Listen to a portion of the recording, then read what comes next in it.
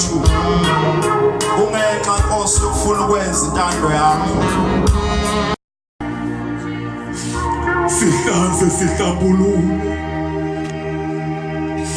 koyonke imizindlo nemicabango nakho konke ukuphambuka. We are coming back unto you, Lord. Wena uthene ezwini lakho uma sibuyela kuwena uyobuyela kithi. Sibuyela kuwe Nkulunkulu wethu. Uthe masifuna imikhondo yasendulo ukuba sihambe kuyo.